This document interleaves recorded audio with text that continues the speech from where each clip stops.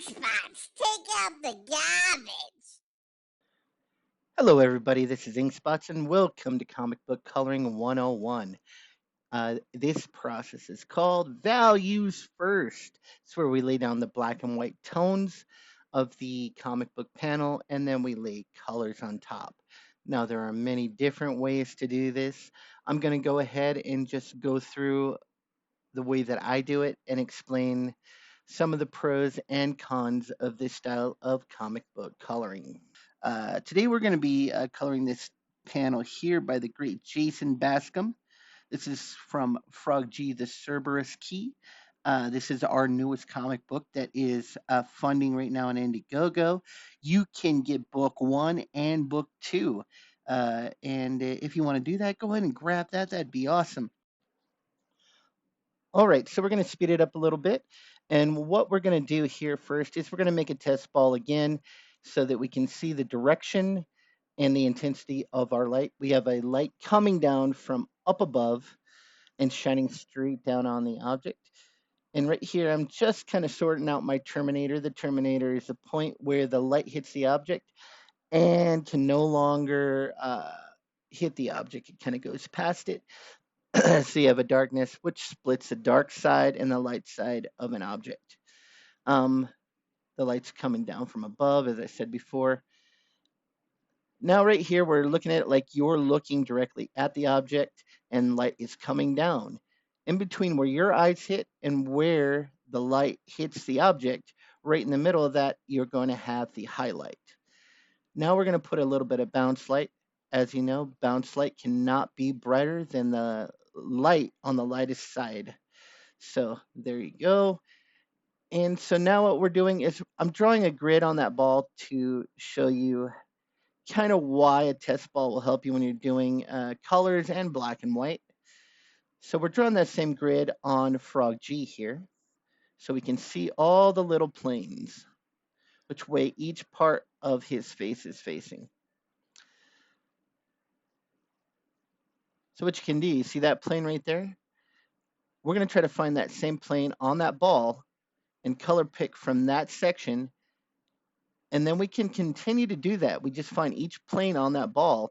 We can actually use that ball to go ahead and put in all the values for Frog G here. I don't usually work like this. I just wanted to show you that this is a good way if you're having a tough time figuring out the lighting on a panel. If you draw yourself a test ball, you can go in there and actually color pick from that test ball. You just find the same angle of the plane that you're trying to color and color pick from it. And right here, I'm not even, I had the grid up. I wasn't even really looking at what I was doing, and it worked out pretty okay. And so now I'm just going back in there. I'm just smoothing out the colors, putting in highlights where they need to be, just using colors from that ball. So now we've got our values and we're going back in to try and put color on top of this. We're going to put a multiply layer on top of the gray tone layer and then lay in the colors. Now, as we're doing this, you can see one of the drawbacks to the values first process is not only color shifts, but also the fact that we've already put down the black. So say any color that you pick out of there, if it has any black in it at all, which would be the HSB slider, the B on the bottom stands for brightness, but you can also think of it as black. So if there's any black in there, it's going to add to the black you've already got down.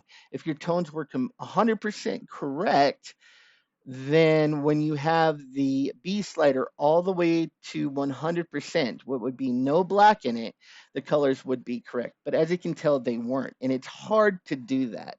So one of the first drawbacks to the values first is you need to go back in there on your grayscale layer and you need to adjust for each type of material. So, the blue of his outfit is going to be darker than the green of his skin. The yellow in his eyes are going to be lighter than the green of his skin. So you kind of have to go through and adjust your values again after you do them, because we just did the values, but only for that one material, if that makes any sense at all. So you got to make adjustments for each individual color. And even after you do that, when you add in the colors, it may not look right. So it does do a decent base, because it figures out kind of like the dark side, the light side. It figures out a value structure, but you're going to have to do a lot of work. Especially right now, I'm having to go back in and I'm having to shift those colors, because the colors are only shifting in the grayscale. So I need to go in, and so as the light turns around a curve, maybe it gets yellower. So I need to pick a different green that has more yellow and lay it in on top of that. And so you can put the colors in, it'll make a good base, but you're going to have to go on top of all those layers, and you're going to have to do all those color shifts. So there's going to be still a lot of manual adjusting. So as you can see, the values first process gives you a solid base as far as light and shadow, but you're going to have to do a lot of color work on top to get it to look correct. Anyway, thank you for tuning in to Comic Book Coloring 101. We will see you in the next video. Coming up shortly is a short cartoon that you can have a look at for Frog G, the Cerberus Key, now funding on Indiegogo. Thanks. We've all read the story. The brave hero conquers the diabolical villain and rescues the damsel in distress.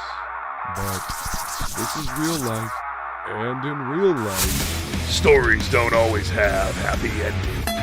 Frog G, the story of a man turned into a frog by a voodoo priestess sent on a mission to kill a god by death itself.